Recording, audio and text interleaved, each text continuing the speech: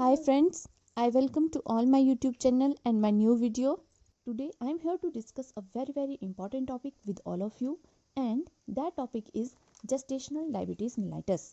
Before we start today's video, I request to all, if you watching my channel, kindly subscribe my channel. After subscribing, you will get notification before the upcoming useful videos for nurses and nursing profession. So friends, let us start our new video. I am going to discuss gestational diabetes mellitus with all of you. Now, what is gestational diabetes mellitus? The word gestational indicates to pregnancy, and diabetes mellitus, every nurse knows what it is. So basically, diabetes is when your body is not able to control and to regulate the normal amount of glucose in the blood, either due to absolute and relative deficiency of insulin. So, how it is related to pregnancy? You know, pregnancy, it fluctuates the value of insulin in your body since pregnancy hormones are working in the body of the mother. The insulin demand increases and decreases in the various trimester. For example, in the first trimester, the need of insulin decreases. In the second and third trimester, the need for insulin increases. So basically, what happened? Why the insulin need to be increases? So this exactly explain why there is gestational diabetes mellitus. What happened in gestational diabetes mellitus? It is called, so mother is not getting diabetes before pregnant, means that during and after pregnancy. In between 24 to 28 weeks of gestation, she is suddenly developed diabetes. Then what happened? There are pregnancy hormones and they are help in maintaining pregnancy. So these hormones, they just create an insulin resistant state in your cell. So your body feels more demand for insulin, and sometimes the pregnant mother pancreases are not able to produce much insulin. I'm talking about second and third trimester, and this lead to gestational diabetes mellitus. Now this thing explain why GTT, that is glucose tolerance test, is done at 24 to 28 weeks of gestation, because usually diabetes mellitus will occur during these weeks. Now there is very important point to be noted here. Maternal glucose crosses placenta, but maternal insulin does not. That means if mother body is produce less amount of insulin only, mother glucose level will be higher, and this will lead to a passage of more and more glucose through placenta into the fetal circulation, and hence it will result in the bigger fetus, and this is cause further a lot of complication in a pregnancy.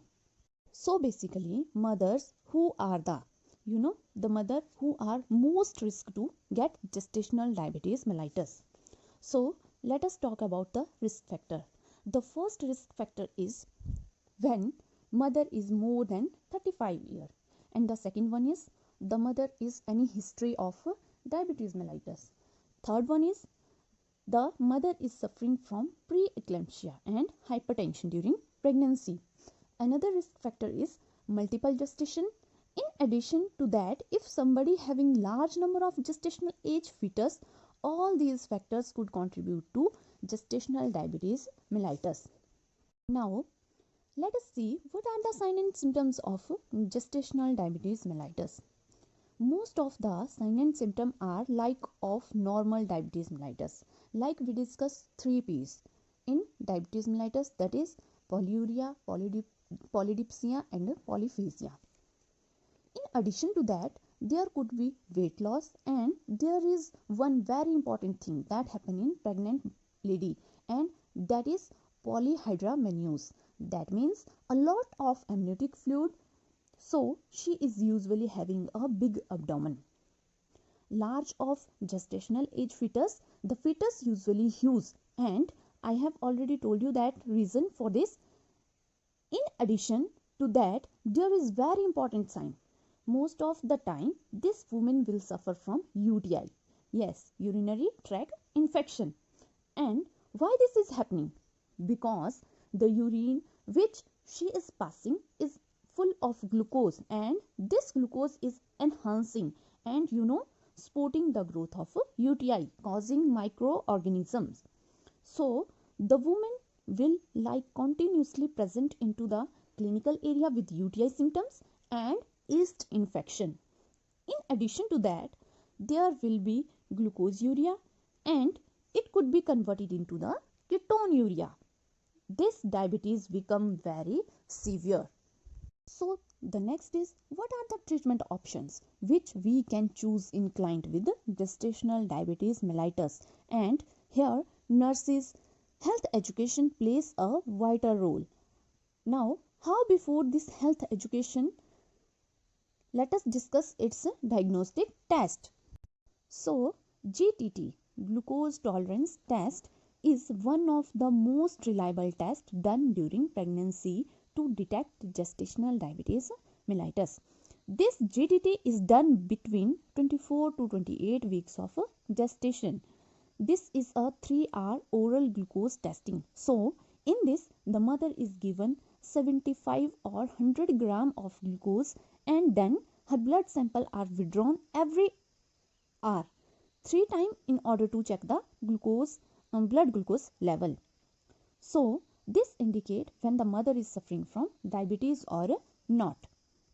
Now, what is the treatment? See, the mother is suffering from gestational diabetes mellitus is first managed with diet and exercise. But if diet and exercises not work properly, still the blood glucose continuously high, then we have to switch the mother in insulin. Now, insulin in the natural hormone, and as I have already told you, insulin does not cross placenta, so insulin is the treatment of choice in diabetes mellitus. The most important thing is oral hypoglycemic agent. Oral hypoglycemic agent are not given to the mother. This is the red alert point, because oral hypoglycemic agent could be teratogens, or they may cause some problem in the fetus. So they are never being the drug of choice. Now, during delivery, you have to take care of the mother a lot, because during delivery the mother is sometimes not eating anything, or she is exhausted. She is losing lot of energy. So she might suffer from hypoglycemia. This could be very serious. In hypoglycemia is called as silent killer. So as a nurse, we have to assess the blood glucose level of the client every hour during labor, and according to that blood glucose level, we have to adjust the amount of insulin.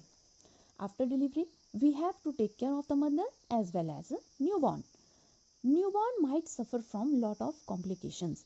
The biggest complication is hypoglycemia. Let me tell us something about how it will occur and how it is the biggest complication in a newborn. First of all, the fetus is very weak because of its big size. It needs more glucose, and the second thing is, it has been continuously taking a lot of glucose from the mother. So the pancreas is producing a lot of insulin according to the amount of glucose which he is taking from the pregnancy time, right? And now suddenly the glucose supplies cut off after delivery, and sudden his body go into the hypoglycemia.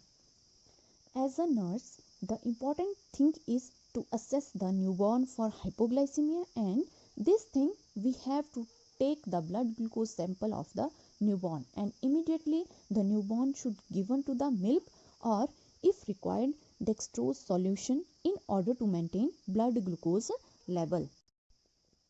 And the mother should be taken care of hypoglycemia as well as hyperglycemia.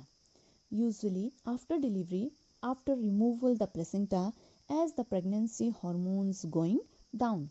So we have to assess the mother, and we have to adjust the amount of insulin in first 24 hours according to the blood glucose level of the mother.